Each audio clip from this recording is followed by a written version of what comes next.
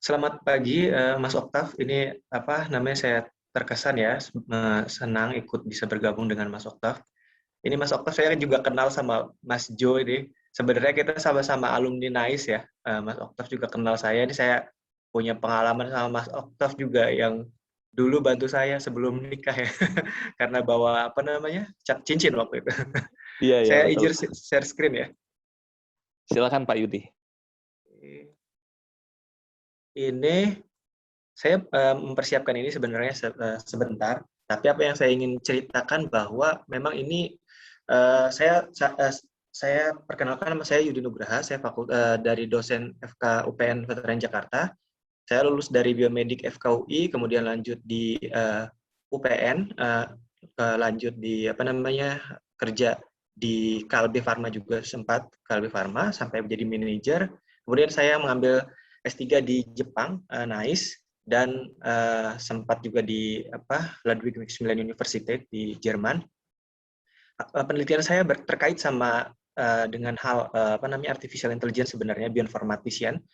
Tapi untuk aplikasi COVID-19 ini yang sedang saya kerjakan. Kebetulan tahun ini saya mendapatkan hibah ya dari BBFE, Komisi Uni Eropa, untuk melakukan pengembangan semua vaksin pan-coronavirus, artinya semua jenis coronavirus yang diprediksi akan datang. Jadi kita mengedit gen-gen ini menggunakan sistem bioinformatik. Ini mungkin jauh sekali dari kepakaran para audiens, cuma mungkin saya menjelaskan secara superficial saja, tidak komprehensif tentang bagaimana sih pemanfaatan AI dan untuk bioinformatik untuk pandemi, untuk nanti ke depannya seperti apa.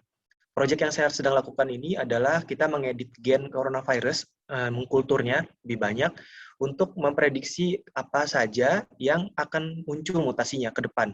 Kemudian nanti kita mempunyai seed vaksin dan seed monoklonal antibody untuk bisa diimplementasikan sebelum coronavirus itu muncul yang mutasi-mutasi berikutnya. Kita kenal sekarang SARS-CoV-2, mungkin nanti ada SARS-CoV-3, SARS-CoV-4, terus dan kita harus memprediksi ke arah mana itu, dan itu harus lewat bantuan artificial intelligence saat ini. Jadi saat ini saya kerja di Ministry of Science Innovation-nya Spanyol, walaupun memang pendanaannya dari Komisi Uni Eropa. Jadi yang ingin saya brief tentang hari pagi ini adalah tentang Introduction Bioinformatik COVID-19, strukturnya, dan bioinformatik itu sendiri untuk SARS-CoV-2. Ini mungkin sharing sedikit ya. Bioinformatik itu sebenarnya adalah sebagai biolog, butuh sekali dengan orang-orang dari computer scientist, yang mana ini sangat banyak di komunitas yang saya baru diajak gabung oleh Mas Oktav, yaitu adalah computer scientist. Kita butuh sekali bioinformatician di Indonesia. Banyak mungkin pengembangannya untuk fintech ya, tapi untuk pengembangan untuk kedokteran itu di Indonesia sangat jarang sekali ya untuk bisa ditemui. Sayang itu. Jadi saya berharap sekali ini jadi cikal bakal pertemuan kita ini menjadi cikal bakal inovasi untuk pemanfaatan komputer scientist, utamanya untuk bioinformatik. Jadi bioinformatik sendiri sebenarnya adalah gabungan untuk bagaimana para biolog itu mengakses data dan bisa menganalisa informasi yang banyak itu untuk diaplikasikan pada kepentingan-kepentingan kedokteran, kepentingan agriculture, dan lain-lain. Apa sih yang dilihat di dalam data apa sih di biologi itu? Itu sebenarnya datanya terbatas pada data DNA, RNA, dan protein. Hanya 3 sebenarnya. Data DNA sendiri komparasinya bisa melihat sequence, isinya cuma ada 4 huruf ATTGC, di mana 4 huruf ini kalau ada 3 ATG misalkan, itu menjadi triplet codon yang akan mengejawantahkannya menjadi protein. Nah, protein inilah nanti bentukannya bisa menjadi hormon, bisa menjadi vaksin, bisa menjadi antibodi. Jadi semua hal yang berkaitan sama kepentingan tubuh manusia atau hewan ataupun tumbuhan semuanya untuk kedokteran itu berkaitan sama protein. Nah, ini data yang diambil dari misalkan sel. Di dalam sel itu ada data DNA, ada data RNA, dan data protein.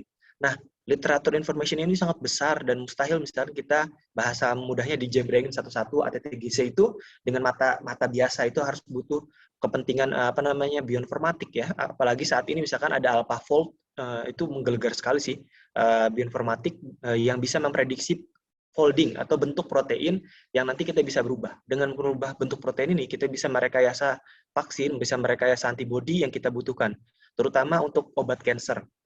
Terapi kanker saat ini, kebetulan saya di Sinio. Sinio itu sebenarnya artinya Central Investigation for National Oncology. Jadi untuk kanker awalnya, tapi karena ada COVID, mereka fokus untuk menyelesaikan COVID. Jadi data memang ada nucleic acid, itu DNA, dan protein. Itu cukup, itu data, tapi data ini sangat besar. Gen kita sangat besar sekali, dan 95%-nya sama, hanya 1% sekian yang berbeda, tapi sisanya mungkin sama. Ini contoh data dari data sequencing. Sequencing ini data DNA kita, ATTGC, misalkan timin, guanin, sitosin. Ini ATTGC ini adalah yang membedakan satu orang dengan yang lain. Kebetulan saya juga dulu ikut dalam satu tim ya untuk mengakses, untuk mengidentifikasi misalkan identifikasi jasad korban bom, atau kebetulan misalkan yang jatuh dari pesawat misalkan. Itu organ-organnya misalkan pecah jadi banyak, itu harus kita komparasi, badannya ini harus kita align ya. Apakah ini punya satu orang atau dua orang atau satu orang yang bersama, kita bisa align dari data sequencing yang ada di situ. Ataupun kita mau mengidentifikasi virus. Ini juga yang kita lakukan dengan data bioinformatik. Ini yang saya bilang tadi, dari satu ATGC ini ada satu kodon yang mana 3 ini, mungkin hampir sama dengan bahasa pemrograman ya. Nanti bahasa inilah yang mengejawantakan satu protein. Misalkan histidin, arginin, ini adalah nama-nama amino asid yang menyusun blok dari protein atau bentukan dari suatu hormon. Ini contohnya. Protein itu misalkan bisa berfungsi kalau klop. Jadi kalau misalkan kayak kunci dan gembok, kalau dia klop, dia bisa membuka kunci itu. Nah, ini juga yang terjadi pada pandemi COVID-19. Sebenarnya misalkan hostnya dari SARS-CoV-2 ini sebenarnya bukan manusia, tapi tidak beruntungnya kita, SARS-CoV-2-nya itu bermutasi pada bagian yang sangat klop dengan proteinnya, spike-nya itu klop sekali dengan protein AC2 sebagai reseptor yang ada di manusia, sehingga dia ada lompatan inang, jadi dari binatang ke manusia, akhirnya dia bisa kena ke manusia. Jadi ini juga lah yang bisa menyebabkan banyak sekali pandemi yang kemungkinan bisa terjadi di masa depan dan sebelum-sebelumnya. Ini apa yang kita lakukan dari informasi biologi itu, bentukan dari si struktur protein inilah kita bisa hitung kemungkinan afinitas tempelannya dari host dari ke kita, apakah lebih kuat atau lebih longgar. Protein di strukturnya itu dilihat dengan cara X-ray kristallografi yang selama ini saya lakukan, ada juga NMR dan cryo-EM. Ini juga yang dilakukan oleh James Watson dan Francis Crick untuk melihat DNA. Ini mungkin terlalu dalam, jadi apa yang saya lakukan, biasanya saya mengkultivasi kultur satu plate ini, virus ataupun bakteri yang mau kita tanam, kemudian kita taruh di ini sekitar 2 liter untuk seed. Nah, kita bisa buat ini sampai 24 liter, sampai skala lab 24 liter, bisa sampai bioreaktor ratusan liter, kemudian kita kristalisasi dan proteinnya bisa determinasi. Ini hasil dari lab saya yang saya foto di bawah kamera biasa. Kemudian ini contohnya bisa virus, bakteri, atau sel mamalia bisa dimasukin, kemudian kita pecah selnya, kemudian kita ambil. Ini untuk purifikasinya Acta Prime, ini jarang, belum hampir belum banyak ya di Indonesia. Semoga nanti ke depan punya kita alat-alat seperti ini. Yang kenapa saya senang sekali ya stay di Indonesia, tapi harus keluar lagi sejak 2012 ya. Saya dari Jerman kemudian ke Jepang, lanjut ke sekarang di Madrid. Itu karena alat-alat memang terbatas gitu. Karena keterbatasan instrumentasi itu. Tapi apa yang data nanti kita dapat adalah data-data bioinformatik. Ini optimasinya kristal, kemudian kita tembak. Penembakan kristal ini ada di ini foto dari di Hyogo di Jepang yang saya gunakan selama 3 tahun terakhir, di tahun 2018 terakhir. Itu namanya Spring 8. Ini besar sekali kekuatan X-ray-nya. Jadi beamline-nya itu menembak. Kristal tadi ditaruh di bawah sini. Nanti untuk melihat struktur protein ini, kristalnya diputar sehingga bayangan ini bisa kita kalkulasi. Nah, kalkulasi inilah sangat dibutuhkan untuk orang-orang artificial intelligence untuk bisa menulis ya akhirnya itu bisa tahu, misalkan bentuk pulpen lurus begini. Karena saking kecilnya pulpen ini, kita tembakan ini akan ada bayangan detektor, kita putar. Nanti diputar biasa ya, tapi mungkin lebih harus kuat ya komputernya karena sering sekali error. Nah, nanti hitungan inilah yang bisa membentuk satu protein. Nah, proteinnya itu seperti ini hasilnya, difraksinya. Nah, difraksinya misalkan penilalanin, glisin, trionin, tirosin, misalkan glutamin, serin. Nah, ini semua macam-macam amino asid. Data-data difraksi titik-titik ini didapat dari difraksi X-ray. Nah, perlunya data ini untuk bisa dihitung, untuk bisa melihat three-dimensional structure dari satu protein atau hormon atau misalkan antibody. Ini yang dilakukan kami sebenarnya. Kita tembak X-ray, kemudian kita rubah.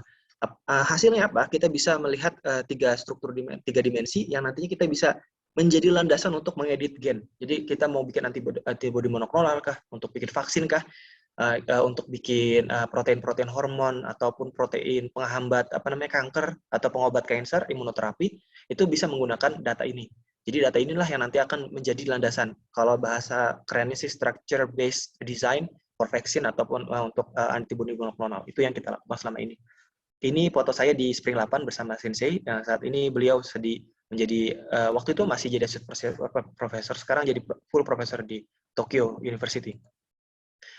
Jadi struktur ini nanti untuk apa kepentingannya? Untuk agriculture, untuk medicine, juga untuk fundamental basic science, dan untuk kepentingan struktur biologi. Dari sinilah bioinformatik lahir ya, dari molekuler biologi. Semakin banyak tingginya residu yang bisa diamati, artinya protein yang bisa diamati dari tahun ke tahun. Lalu bagaimana sih sebenarnya peran ya bioinformatik pada COVID-19 itu untuk menjadi bolster? Sebenarnya itu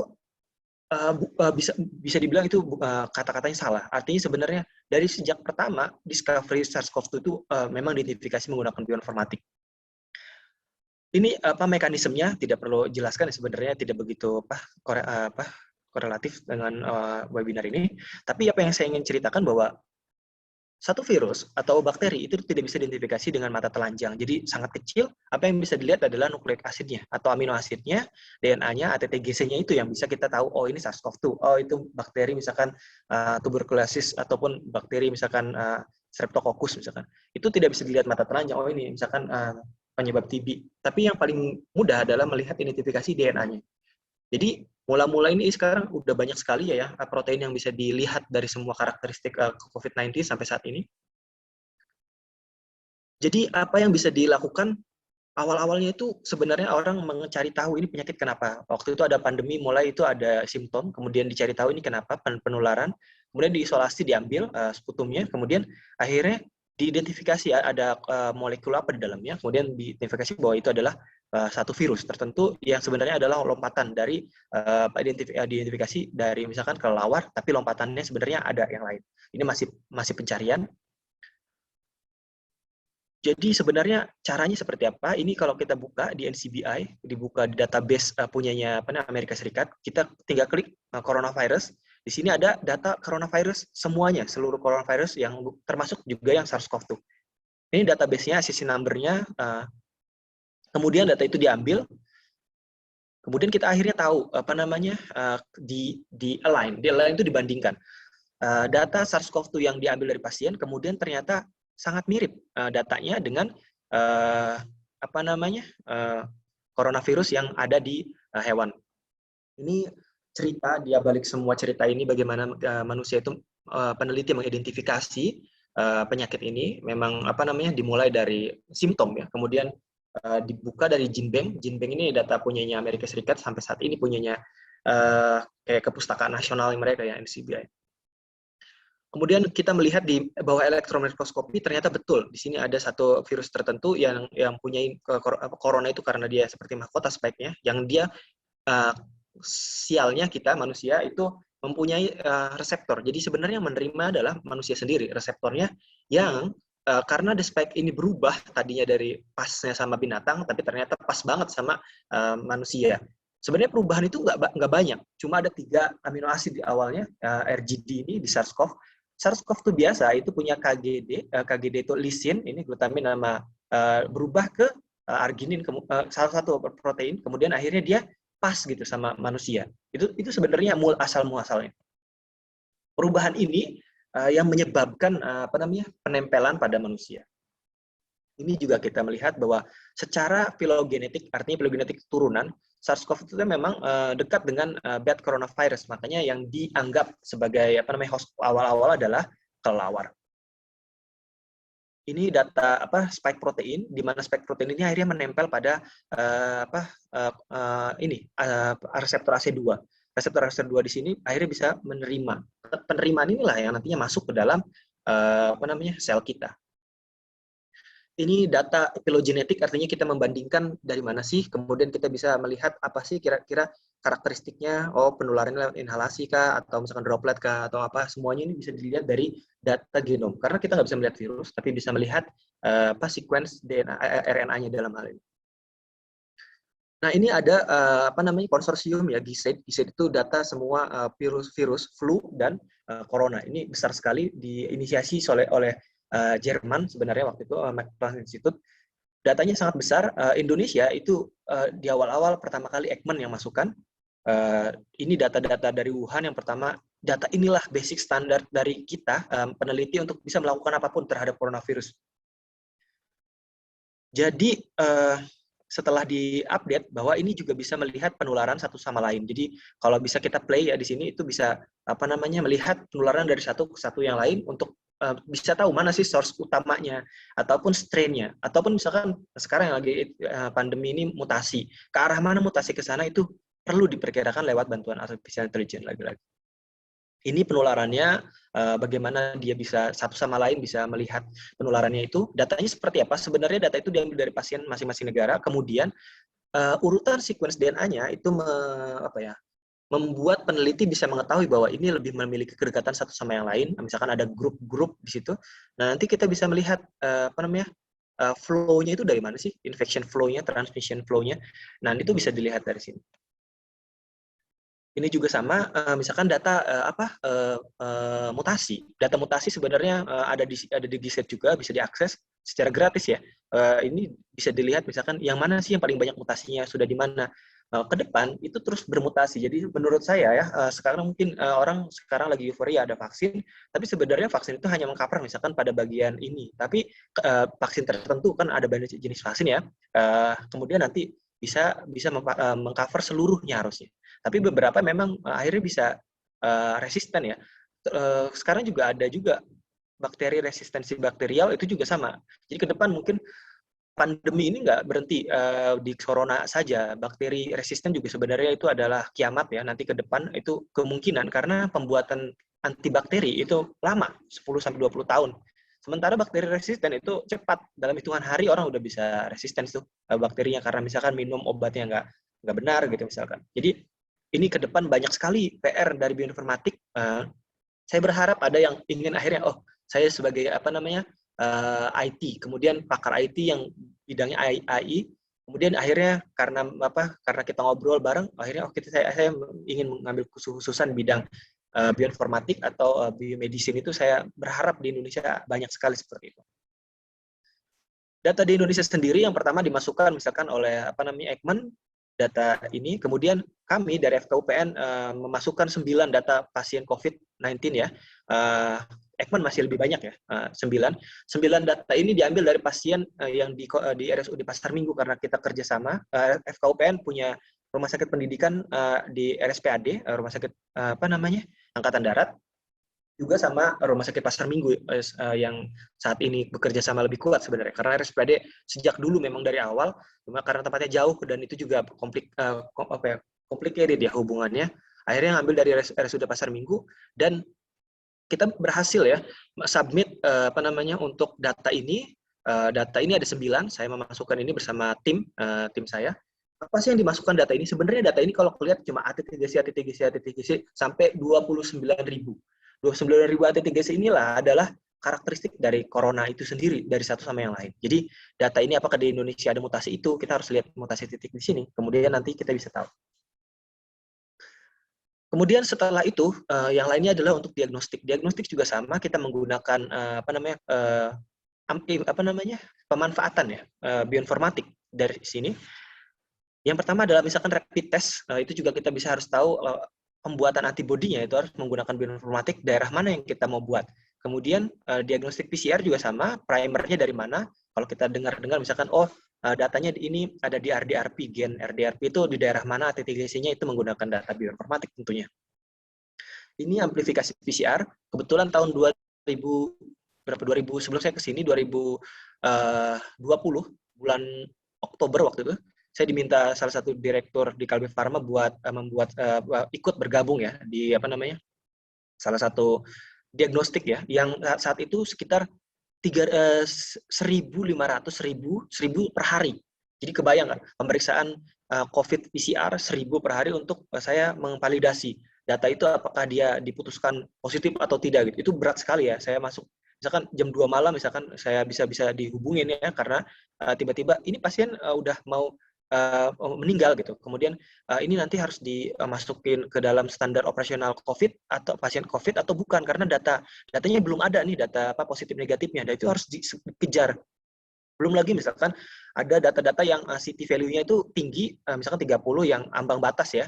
Apakah dia diputuskan positif apa negatif itu tergantung dokternya. Tapi untuk kita harus putuskan ini positif atau negatif dari nilai CT value itu complicated sekali ya. Saya akhirnya ke sini ke Madrid dan resign waktu itu.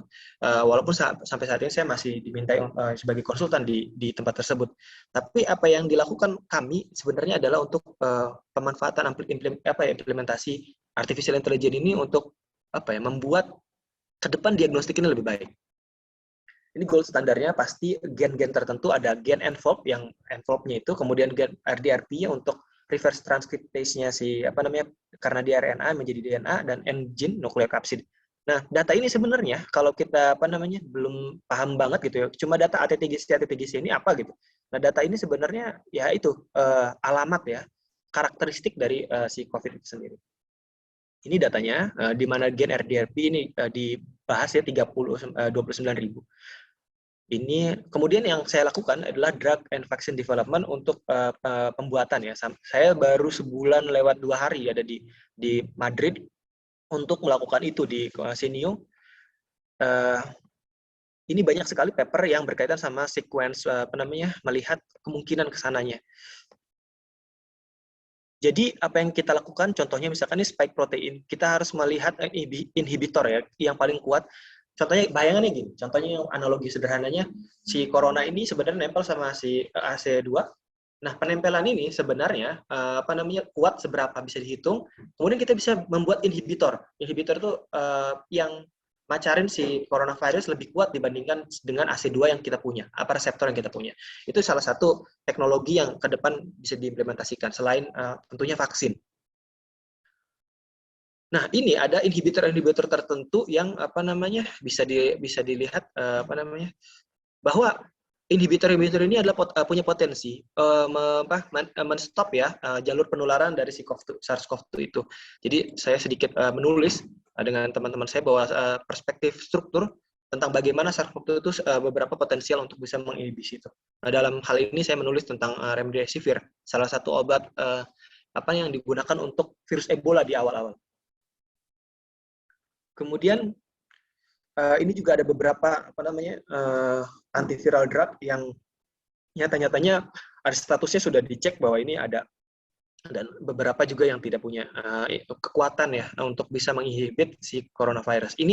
Data ini nantinya akan menjadi landasan para medis, para dokter untuk bisa memberikan prescription drugs ya untuk pasien coronavirus. Ini udah lama sekali ya corona selesai, apa yang kita lakukan vaksin, ini masih juga sebenarnya corona ini ada teori namanya teori herd immunity, tapi sayangnya ini hanya untuk bisa melandaikan. Jadi kalau misalkan outbreak-nya seperti ini, data pasien besar, rumah sakit kolaps. Nah, itu paling bahaya ya sebenarnya. Tapi kalau kita bisa melandaikan banyak, tapi dalam waktu yang panjang, itu healthcare sistemnya kapasitinya masih kuat. Jadi herd immunity bisa terjadi, tapi tidak membuat kolaps. Apa yang terjadi di India itu bisa saja terjadi di Indonesia dengan melihat sekarang ya kita sudah lupa bahwa ini kita lagi dalam pandemi, dan beberapa bahkan ya ada orang yang nggak percaya dengan pandemi, bahkan sampai saudaranya meninggal. Itu baru sadar gitu. Itu menyedihkan sekali sebenarnya. Nah, konklusinya, identifikasi, kemudian diagnostik, kemudian drug dan vaccine development membutuhkan sekali artificial intelligence, yang mana saya sejujurnya bilang bahwa kepakaran saya, skop penelitian saya adalah biologi molekuler, sama sekali masih ingin ya belajar sekali tentang artificial intelligence dan information science ya, data science ini yang besar itu untuk bisa dimudahkan ya akses sistemnya atau analisisnya menggunakan artificial intelligence. Itu seperti itu sih. Terima kasih Mas dan sharingnya.